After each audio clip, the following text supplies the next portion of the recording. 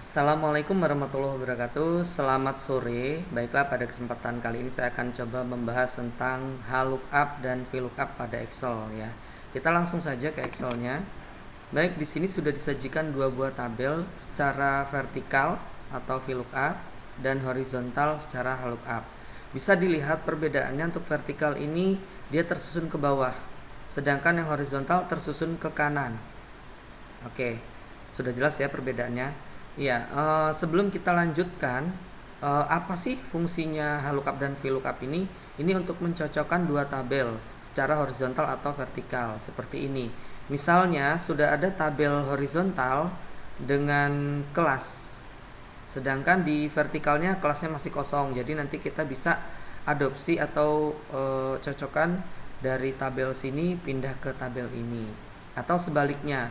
Di sini sudah ada nama di vertikal, sedangkan horizontalnya masih kosong. Berarti ini bisa kita pindahkan ke tabel horizontal.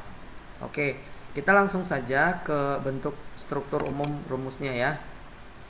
Oke, untuk VLOOKUP atau horizontal lookup, kita tahu bahwa di Excel itu secara horizontal itu ada perwakilan dari baris. Ini baris kelima atau horizontal ke arah kanan ya. Oke, kita bisa gunakan rumus dengan sama dengan, mengetikkan sama dengan. Kemudian ketik VLOOKUP, tulisannya seperti itu ya, VLOOKUP ya, double O. Kemudian buka kurung, sel kunci. Sel kunci ini bisa kita ambil dari NIS nanti ya. Kemudian ini logical test.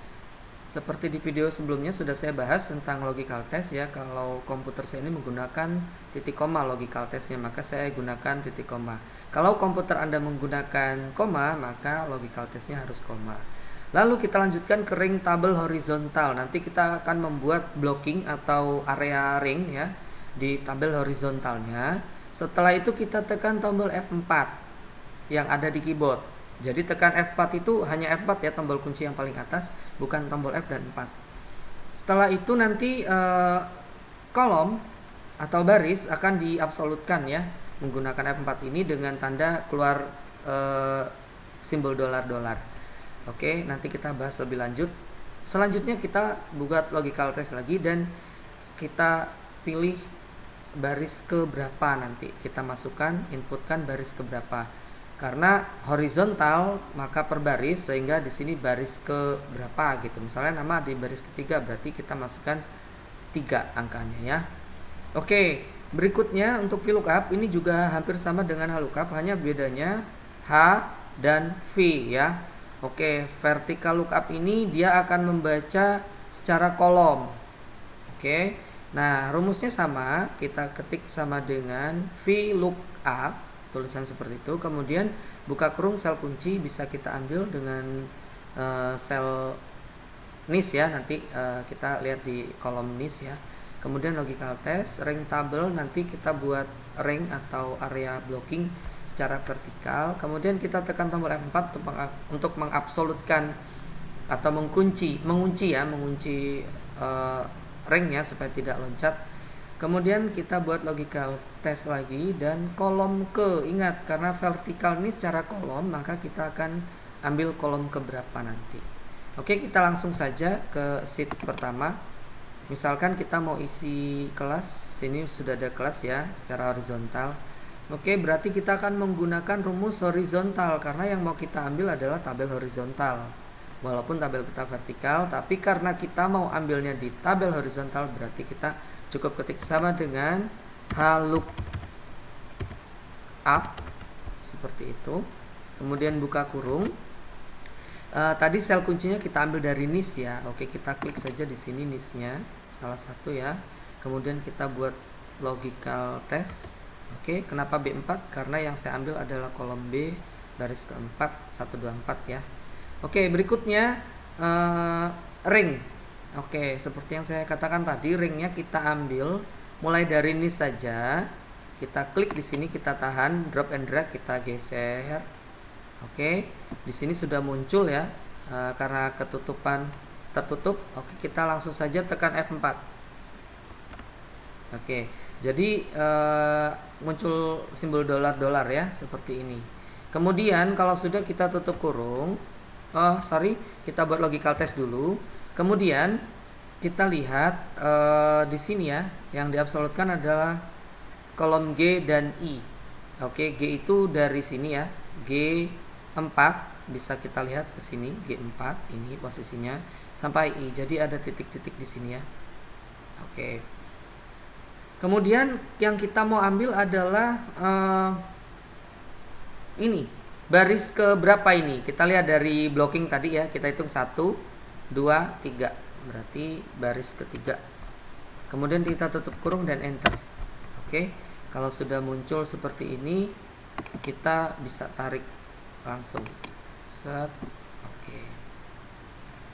Kalau sudah, kita lihat ternyata ada sebuah kekeliruan ya di bagian nis. Berarti nis ini tidak boleh sama. Kenapa? Karena dia kunci, dia harus unik. Jadi tidak boleh sama antara siswa satu dengan yang lain. Berarti ini harus beda.